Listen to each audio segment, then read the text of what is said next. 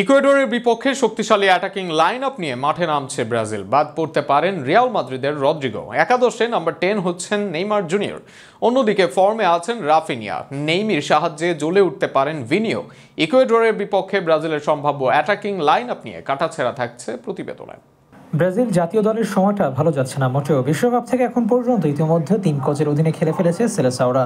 সবাই ব্যর্থ হয়েছে। এবার আবারও নতুন কোচের অধীনে ইকুয়েডরের বিপক্ষে মাঠে নামছে সাম্বা দল।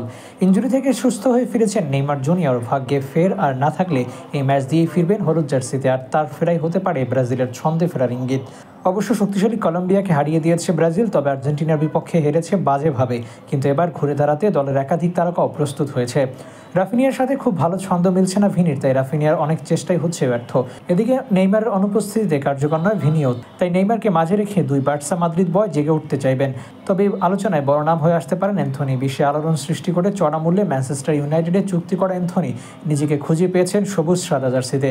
রিয়াল বেতিসের এই ফর্ম তিনি দেখানোর চেষ্টা করবেন জাতীয় দলেও। এদিকে ভিনির ব্যর্থতার সময় ব্রাজিল দলের হয়ে ভালো খেলছেন ইগোর জেসুস ও ম্যাথিউস কুনহা, তাই তারাও থাকবেন সুযোগের সন্ধানে। নতুন কোচ আসলে ব্রাজিল গুরুত্ব দিতে পারে তাদের মিডফিল্ডকে। আর 3 মিডফিল্ড খেললে নেইমার, রাফিনিয়া, ভিনিকে নিয়ে আক্রমণ সাজাবে ব্রাজিল। সেক্ষেত্রে বাকি তারকাদের করতে হবে বেঞ্চ গরম। তবে তাদের মধ্য থেকেই যদি সেরাটা বের করে আনতে পারেন নতুন কোচ, তবেই ব্রাজিলের জন্য মঙ্গল হবে। বিশ্বকাপে যেতে হলে এখনও কমপক্ষে 4 পয়েন্ট দরকার ব্রাজিল দলের। বিশ্বকাপ বাছাই পর্বের শেষ 4 ম্যাচে মাত্র 1 জয় পাওয়া ব্রাজিল দল শেষের দিকে এসে আরামে জয় পাবে এমনটাও ভাবার সুযোগ নেই।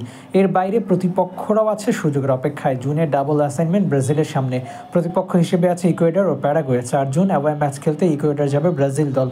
তাদের ফিজিক্যাল খেলা ব্রাজিলকে চ্যালেঞ্জের মুখে ফেলতে পারে। আর হোম ম্যাচে 9 জুন প্যারাগুয়েকে আতিথ্য দিবে ব্রাজিল। এই ম্যাচে ফেভারিট থাকবে ব্রাজিল দল। তবে যেভাবে ঘুরে দাঁড়িয়েছে প্যারাগুয়ে, বিশ্বকাপে নিজেদের জায়গা নিশ্চিত করতে বদ্ধপরিকর তারাও। তাই এই ম্যাচ সম্পর্কে আগাম বলা যায় না কিছুই। তবে নেইমির প্রত্যাবর্তন আর নতুন কোচের নতুন মিশন আবারও দেখাতে পারে ব্রাজিলকে রঙিন স্বপ্ন।